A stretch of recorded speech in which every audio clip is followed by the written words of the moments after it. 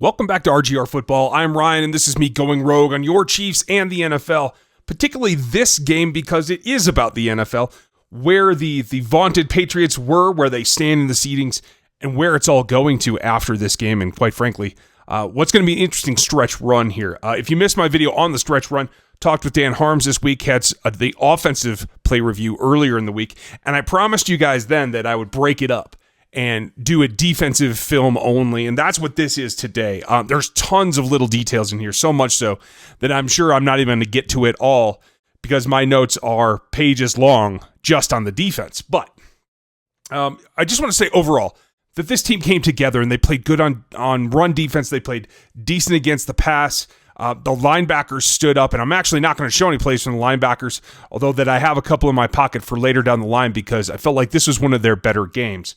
And I think the guy that stood out the most was Frank Clark. What we found out after the fact was that he had lost 12 pounds last week. He had been hospitalized, of all things, and didn't get to practice last week and showed up, played that game, and had an impact. So I find that that's really, really remarkable, and he was pretty blatant about it. Frank, how you feeling now? I feel like but man, it's nothing that can replace a win. You know, it's hard winning in the NFL. You know, we're playing the best team the best quarterback in the league, and you know, it's the fourth quarter where he's defined his legacy. You know, where you always worry about what's going to happen. You know, as you can see, that second half they come out with fire.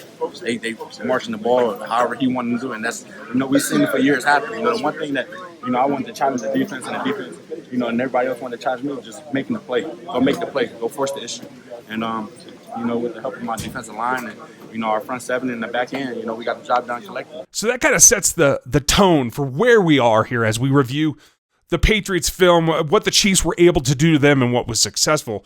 And we're going to start in what is a really interesting play. This is going to be a sack by Chris Jones, and he's lined up here in the A-gap. And it's a really interesting look because you have Frank out wide over here. You have your split safeties, so you're trying to get Brady to hold the ball a little bit until somebody can get to one of those open pockets against cover two. And then you have Jones up here in the A gap.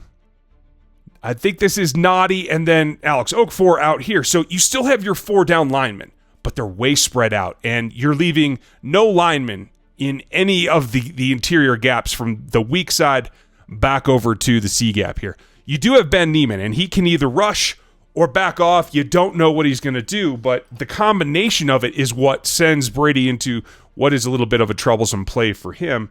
Not that it was for the Chiefs. We're going to slow this down just so we can watch it and get a feel for what's going on. As we roll it forward, it's pretty simple. This was an attempted block by the center, and you can see they are bringing Niemann. He is engaging over here at the left guard, and Jones has already swept aside at this point the hands of the center. And this was a rough day for the center. I'm going to show you a play again here in a minute that's going to be difficult. And everybody's one up. You do have the extra blocker in white, but the running back's not really going to be able to help you when everybody from the far side, which was man on man on man, is coming in hard. And that's where the pressure is going to come from. This penetration is what lets Chris Jones get it done. As we roll forward, he breaks off that hand sweep. Niemann gets a little bit of pressure and sends Brady right back into Jones.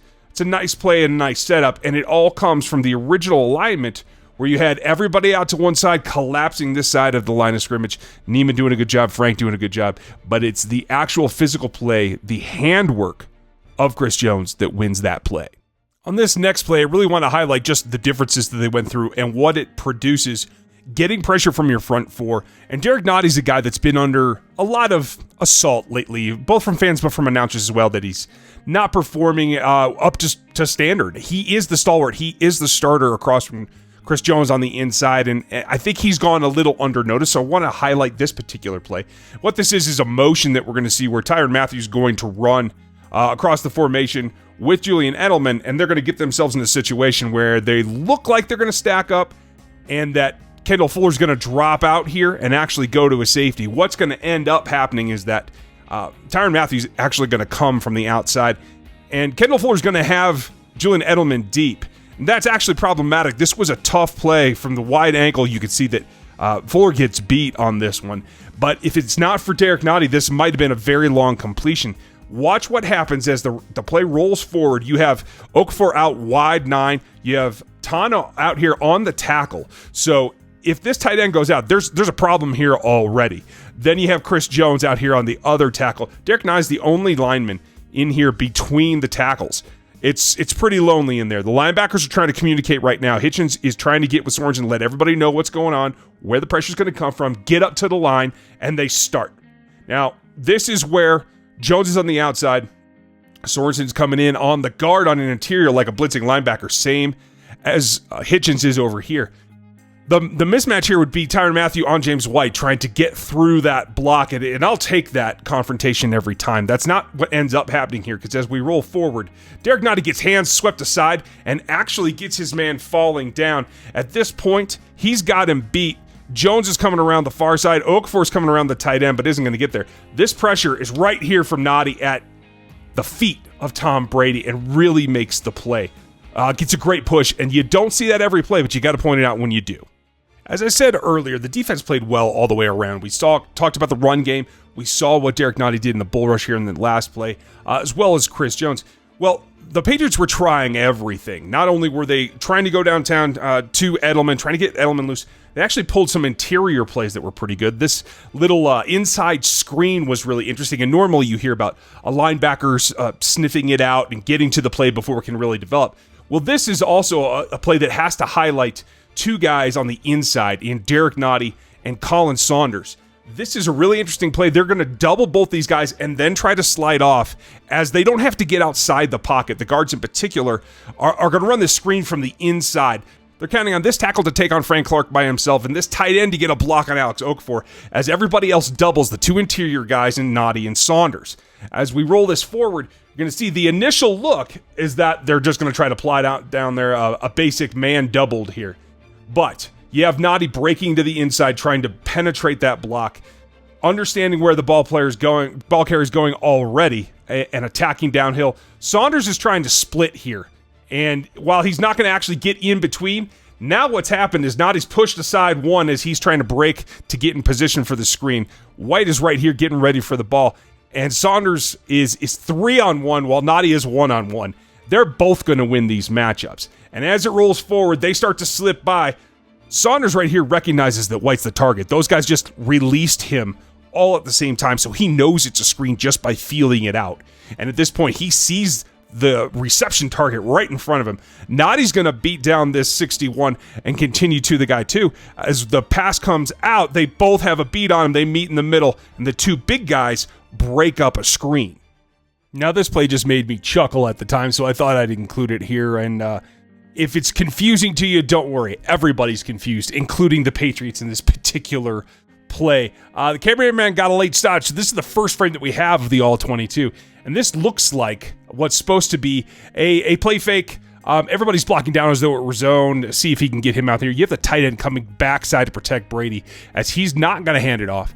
He's going to try to stand back and deliver a ball, but what the play doesn't realize is that Tano Passanio out here and Khalen Saunders are more athletic than they appear, and a two-route combination on this play is not enough to give Tom Brady options. This is what happens as we roll forward. The play fake is off. He's down. Everybody's blocking down. This looks like classic zone outside. Edelman's coming off here. You have 14 running over here. Now, the tight end realizes, oh, he's already inside. I need to block this guy. Comes down. Brady starts to try and survey the field. He's looking as though he expected more patterns. I'm not sure exactly what's going on here. But Tano is already inside this tight end block, so it's going to force Brady to the outside. Khalen Saunders has recognized beating his block and is coming off. And Tom Brady is so scared of Khalen Saunders, he just dumps it in the ground. Made me chuckle.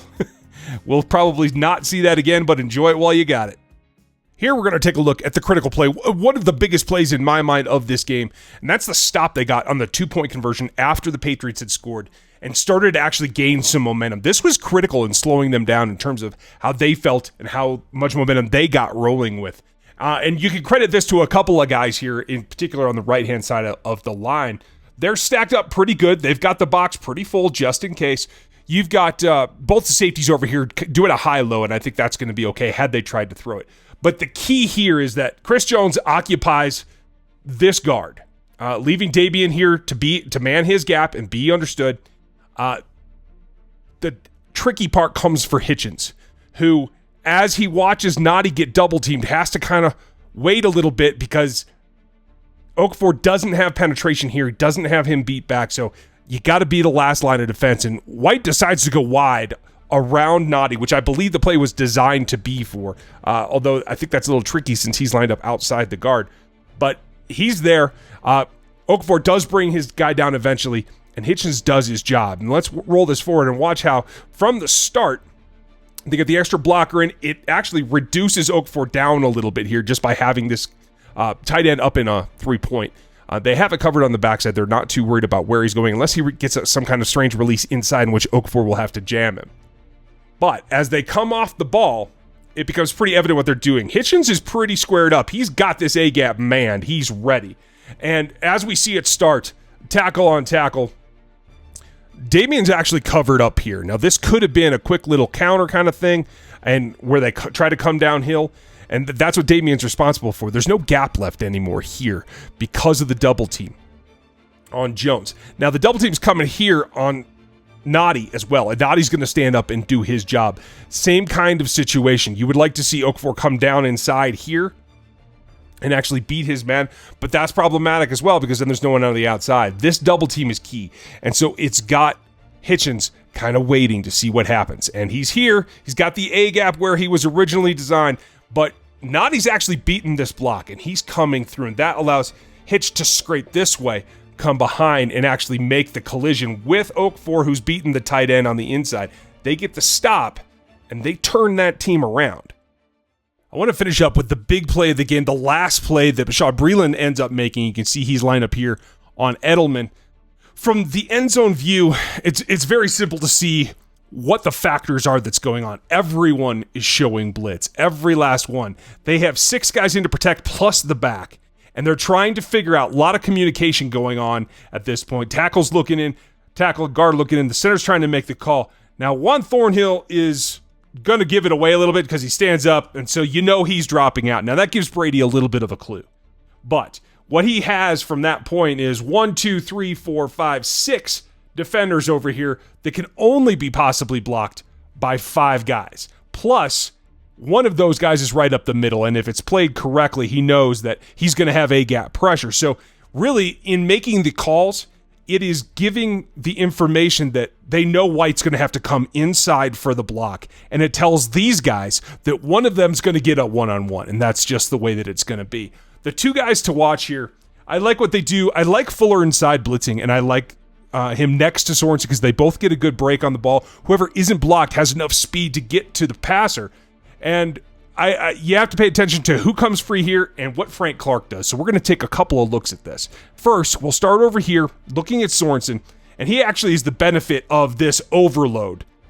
Whereas the outside tight end has to take Okafor, and the tackle takes the nearest guy to him, shortest to the quarterback, and takes Fuller. That leaves Sorensen all by himself. White's come down inside and has to take the most meaningful attacker, and that's Hitchens, because if he comes, he's the guy who has the shortest route to the quarterback, so he had to do it.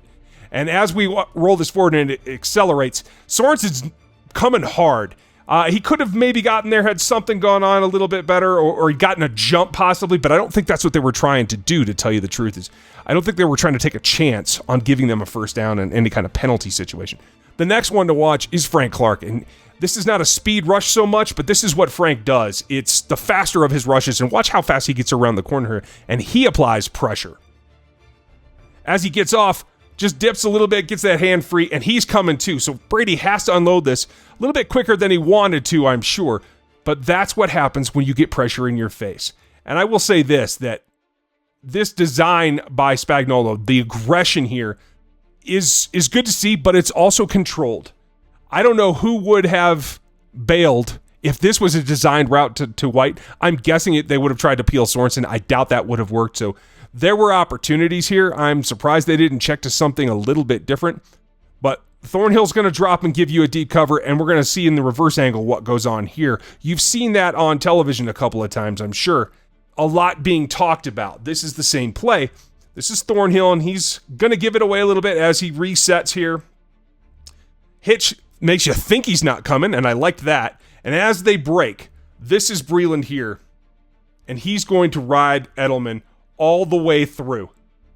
Gets a little hand on there. You could say that was ticky-tack. I wouldn't have called it. But I think the more important thing is, and people have tried to illustrate this before, and I've been unsatisfied with how much detail they've gone into, because Tyrann Mathieu does give ground, but not in a way that I feel really put him in danger of not making the play. I think this play would have been stopped had it gone to Myers anyway, and I'll show you why. From the get-go, he's not manning him up. He's dropping. And he goes straight into a back pedal here that puts him in a position to read who's going where. He bails a little bit early, and from here, he's on the end line, and he's watching him make the cut. He sees in his peripheral vision that Edelman's coming underneath, trying to pick him. And at that point, whoever gets free was going to get the ball. Now, the pressure makes it go to Edelman by instinct, I think. But this is where we're at right now. He is, Tyrann Mathieu, that is, has backpedaled to the end zone, to the goal line, and he's ready to drive. He just has to see which way it's going to go. As it moves forward, he makes that pivot point. And right now, Myers is farther from the goal line than Mathieu is. And as he accelerates, if the ball comes to Myers right here, I think that Mathieu makes this tackle and is in position to stop that play. It doesn't, and Breeland makes the play. But either way, that's nicely set up by what we saw from Tyrann Mathieu. And the key is that his bail technique and his straight back pedal, setting him into a position to be already planting his back foot and driving forward wherever that cut goes. That was the key to this play, and not making him really susceptible to the defense. So let me know what you think. Leave your comments below. I'd really like to know what you think. Do the new way for me. Leave a thumb for me, click the sub for you, and that way we're all talking all the time. I appreciate everything you guys do. Thanks for checking this one out, and I'll catch you next time.